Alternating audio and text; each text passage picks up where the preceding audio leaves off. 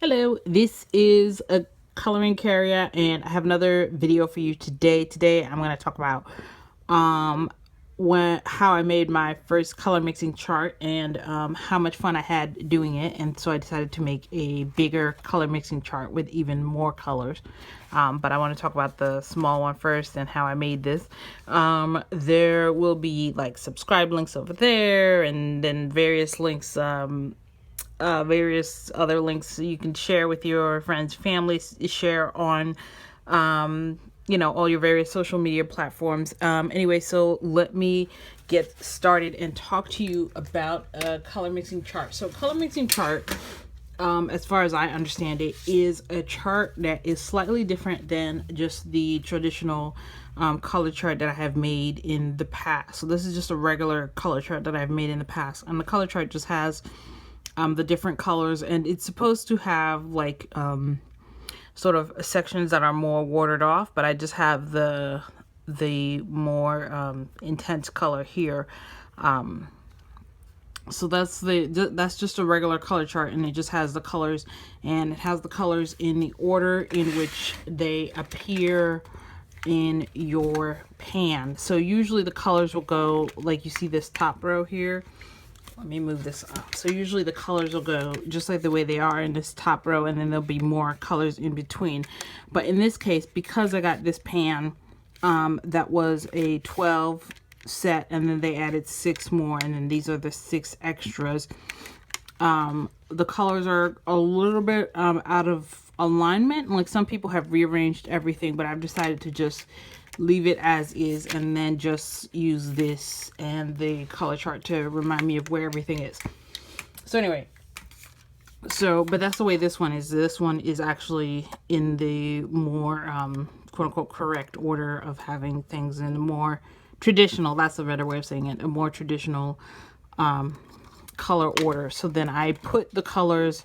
So what I did with my color mixing chart, and then there's a bunch of different ways to do a color mixing chart, and different people have different ways of doing it. But this is the way that I made mine based on a lot of reading that I did and some other YouTube videos that I've seen in the past of other people having made theirs. So what I did is I put the colors in the order in which they appear in the pan. So your first color was your primary yellow, French vermilion, and then it goes all the way down, your sap green, your burnt umber, your paint gray. So, and then on this side, it'll be the same colors. So it's also your primary yellow, your French vermilion in the same order. So then if you do it this way, then what happens is that in the corners, like as you go on the diagonal, will be your pure color, and your mixes will be on either side. And you can use this as a reference guide and to also show you more about the palette that you have and what it's, what it's best for. And also just to give you a more detailed view about the colors that you have. And so typically you want to make the squares as large as possible for your sheet. And so this is what I was going to be using to travel with. So this is going to be my ultra portable watercolor set. I wanted to be able to use this sort of smallish notebook as opposed to this much larger notebook. This notebook I think is 5x8, and this one is 9x12. So that's one of the big size difference. But anyway, so here, so the primary yellow is here in the corner, and then it's primary yellow and primary yellow, French vermilion, and on this side you'll see the French vermilion. So they'll both be French vermilion. This will be this blue here. The ultramarine French ultramarine blue will be here, and then this will also be the French ultramarine blue. This will be the phthalo green light, and then this side will also be the phthalo green light, and then this will be the sap green. This side will also be the sap green, the burnt umber, and then this side will be the burnt umber and the Payne's gray. and then this side will also be the Payne's gray. Now some people will leave this section blank and will just have it so that you have only your mixes. So for example, it will be your primary yellow and your French vermilion will be here. So that's your primary yellow and your French vermilion. Now, in theory, I was supposed to put the names on this side, so they're both on that same side, but I messed up, so that's why it's kind of weird, but it's still okay because I still know what's what. And so the way that this chart is made, that there's 2 mixes of each color. So the mix going down in this section will be stronger, have more of the top color and less of the side color. And that's just the way that I decided to make mine. Mines are relatively fairly saturated, but since the squares are so big, that for some of them I did do a slightly less saturation on the side. So I added a little bit of water on the side to make it a little bit less saturated, but I didn't do it for all of them. So it's not as uniform and as, professional as some of the other color charts are, but it does give me a nice overview of what colors I can make. So the first thing that I see in this set is how many greens and green tones I can make, which is good because this is really a small travel box, and I figured that Sennelier probably assumed correctly that people would mainly be using these for landscapes, and there are a lot of really good landscape colors. You have your sap green on sap green is a nice color, but then your sap green and your phthalo green light is really good color. This is another really good color. This is another color you can use for pine trees. So there's all sorts of different various sorts of greens you can use, but I really like this this French ultramarine and burnt umber on both of them. It's going to be really good also if you want to do a little bit of the cityscapes, but this is mostly for your landscapes, and just so many greens are here, but there are a surprisingly good number of purples as well, so you can make a lot of really good purples here. So anyway, so that's the mini chart that I made. So this is the larger chart. Now once you start seeing the larger chart, you know what, I'm gonna pause and then zoom in just to show you a close-up of the larger chart that I made. All right, so I am back, and so what I wanted to show you in this close-up, and I hope I can get it closer, is I started in the corners. A lot of people and there's really no rules to this. This is just however you want to do it and however it benefits you. A lot of people will do all of the yellows for this particular color, and they will move on that way. So that's one way of doing it. I decided to start in the corner. So I don't know if you can see it, but I decided to start with the lemon yellow. So both of these will be lemon yellow. And then these are both, this is a mix of Naples Yellow and lemon yellow, same here. And then this is just the Naples Yellow. This is going to be Indian Yellow. I don't have that color yet, but I played with it and I really like that color. So this is a color that I'm going to get to add to my palette. So I left that blank for the Indian Yellow. And then the next one is the French Vermilion, and you can see that these are both French Vermilion. And then also I decided to mark these over here in this section as I was going, so that I know where the quote-unquote pure color is going to be right here.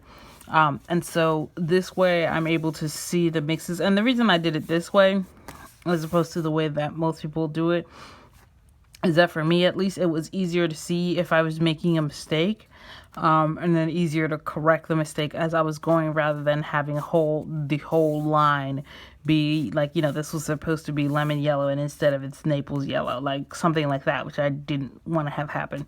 So that's why I decided to do mine in this way. So now the other thing that I did a little bit different here is that most people will do the mixes in the order that the colors appear on the palette. So this is the way that the colors appear on my palette as of right now. But I decided, that's the other thing, is the other reason I decided not to do that. So for example, I'm taking out the ivory black because I've been playing with it and I've never once tried to use the ivory black, but I do use a lot of the neutral tint. So I took out the ivory black and I moved the neutral tint there. It's not, it's whatever. So like I said, because of the way that this was packaged and because I didn't buy the set of 24. Everything is kind of all over the place, and I'm okay with that because I have the labels and I can see, but I know some people rearrange theirs. Like I said, it's up to you to decide how you're going to do that. But for me, I decided that I wanted to leave everything in the palette the way that it is right now because I have the labels that'll help me see what color names they are. But I did decide that instead of doing the color mixing chart in the order they appeared, I decided to do the color mixing chart in the order that the company lists their colors as being best in. So this is the order that I got from the Sennelier website. And that was another thing that I learned, and that's why these aren't filled in yet, is that it's really important for me at least to measure twice and cut once, because otherwise I will make a mistake. And let me show you a mistake that I made in this one that I'm putting together. This is another chart that I'm doing. So the way that I did it is I did everything in pencil, and then I went over it in pen. And then these are supposed to be the pure colors down here, but I ended up putting the line there. So that's what I mean by you have to measure twice and cut once. So anyway, so that's what I was doing. So then the way I would do this here, it's going to be a little bit hard for me to do it on camera. Is the way I would do it here is that this is supposed to be the blue India tree, which is actually all the way over here. And that will get mixed in with all the other colors, even though it's all the way over here. So I'm going to pause again to start doing a little bit of mixing, and then, all right, so first step for me is I got the color, so I want to do the pure color first. I'm going to try to do this. This is going to be a little bit difficult because I'm doing this on camera. Get out some of this water. Sorry. And try to get the color a little bit watered down towards the end so it's not as strong. Okay. Like I said, it's a little weird to do this on camera. Alright. Alright, so that's the first one that this is the way that I do mine. So I'll do that one first. Alright. So that one is done first. All right, that one is done first. The next color, since I did, prior to starting the video, let me see if I can get this up for you to see. I did the lemon yellow already. So the next one is going to be the Naples Yellow. And in this case, the Naples Yellow is all the way back here. All right, Naples Yellow. Mix these in together. Hopefully I can get it so that it's not so that it's strong, but it's not like too strong. All right, so I got the Naples Yellow up a little bit higher so you guys can see. Okay, that's a little bit better. All right, so that's the Naples Yellow. Do it with a little bit more water, maybe a little bit too much. That's okay. Alright, that's the Naples Yellow. Alright, so that's it with the Naples Yellow. Alright, so that's that with the Naples Yellow. And then I move on to the next color. And I basically keep repeating that. And I'm going to come back after I've done a few more. Alright, so I have finished this section with the blue Endotrine, and as you can see, it's doing okay. That's why I said measure twice, cut once, because over here I forgot to put in the Naples Yellow back here. But otherwise it's looking pretty good. I was concerned that it only came with the one purple, but as I'm mixing them, I'm seeing that you can make some really nice purples. I especially like this purple over here, the bright red and the Endotrine. That's a really nice purple. I'm gonna really enjoy working with that one. This is another nice one with the dioxazine purple, which this one has mostly purple with a little bit of blue. And then you can see the difference in this one. I realized it didn't have enough blue, so when I mixed this other one, I added a little bit more blue, and then you can see the difference that the two shades make. So that's kind of one of the other things that I like, is that once you go to the chart and you go to the same colors in two different places in the chart, for example, the Venetian red over here and then the Venetian red over here, I think I added a little bit more yellow to this one and a little bit more red to this one, and then you can see the difference that makes, and then that will help as I decide to mix the color for the adult coloring books. So that's the other thing, is that when you're doing adult coloring books, a lot of times the sections are really quite small. So I don't want to waste a lot of paint trying to mix things up a million different ways to try to get exactly the color that I want. This way will give me a much better view and a much better sense of what are the kinds of places that I want to start in as I go. So now that I finished this section, so then the next section would be to do the ultramarine deep and then to go across to this point. And then as I get going, the sections that I'm working on with each color are actually going to get bigger, which is actually, I like it because this way, like, I get to sort of make my mistakes. Like, one of the things that I realized I was doing here, so I realized that the brush that I was using was too big, so I switched from a size 4 to a size 2, and I've been much happier with this size 2. So that's the other thing that I like, is that as you go down and the sections are bigger, you can make mistakes in the smaller sections and then correct it as you get bigger. So that's the other thing. So anyway, I hope you guys found this video helpful. There's a lot to be done. Oh, that was the other thing I wanted to go through. What I use for doing this, I use the watercolors. I use the water. Now for when I use my water, I do use 2 buckets. I use one that I use to drain the bucket, and then I use this one. As you can see, it's much cleaner. And then once this one starts to get dirty, then I will empty this one. I will empty this one out, rinse this cup out, and then start using this one as the dirty water. And then select, once I've rinsed the brush, then I go back in here and then this brush will be ready to use, and it'll give me a little bit of a cleaner wash. So that's the other thing that I have been doing. You don't necessarily have to do that, but I do like doing that. Again, because I want to limit how much paint I use by mistake. I do have a list somewhere of the correct color order, because like I said, I changed the order. Oh, here's the correct color order. So I do have a list of the correct color order that I'm going to do, and then over here I'll write on the last few ones, but this is the order that it's going to be in, and then I will be able to see it here in this section. So it should work out really well once it's done, and it should be you know, just a bigger version of this one with more colors. I did use a size 4 brush for this, but this is a bigger space. So I think when I do the smaller space, I definitely want to switch to the size 2 if there isn't as much space to do the colors. And I think that that's it. It does take a lot of patience and a lot of time too. Like, this one took me I think this one took me almost a whole day. Like, this one took me a lot of time. I did make a few mistakes in this one, so that's kind of how I figured the system of not doing it all the way across to kind of minimize the number of mistakes that I made. So, and this one has already been like this before I got to the Indotrine blue.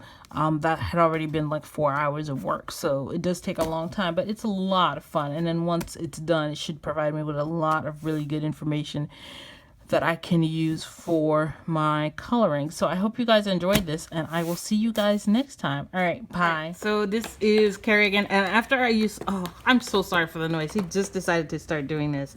After I finished the video that you guys just saw, which was me doing this section, I went and I did this one the same day. So I did this took most of yesterday afternoon, and then I finished at like 2 in the morning doing this side. And these are Schminky, which I have not yet reviewed. It's an interesting palette. I'm not happy with the fact that the Schminky gives you a almost black brown, and then you can make a really nice dark gray black here, and you get a black in addition to that. I'm not sure why they gave you a black, probably because it was cheap. But I would have preferred that they give you either a black or a brown, but not both. So that's just me personally. But anyway, this is the Schminky chart that's not yet completed, and it's done. This time I decided to do it the way that other people typically do it, because it's only 9 slots, so it's a little bit easier to do that way. So this time, so when you do it this way, it starts off with you doing more colors, and then as you go around, you do less colors. So instead of the other way where you do less colors first and then you do more colors as you go on, but the results are the same. It doesn't really matter. So anyway, so that's the Schminky, and this is the Mgram, which I actually really love this palette. This is the ones that the folks at Mgram sent me, and this is a really nice palette for adult coloring books. So what they sent me was the Hansa, and I did a review. I'll put a link to the Mgram review up there. The Hansa Yellow, Cadmium Red Light, Nap Red, Ultramarine Blue, Phthalo Green, Sap Green, Trans Iron Oxide, and Burnt Umber. Trans Iron Oxide really smelled like red meat because it's iron in there, and it really made me want to eat it. And don't eat the paints. No matter how good they smell, don't eat the paints. But anyway, so that's what happened. And last but not least is I want you guys to check out this channel. The channel name is In Liquid Color, and there'll be a link to the channel below. I think you guys will her style of doing reviews is really different from mine, and I think you guys would really like it, especially to see somebody who's an actual artist and who knows what they're doing, unlike me, doing reviews and talking about especially watercolors. So I'll give a link down to her page below. All right, I'll see you guys next time. Bye.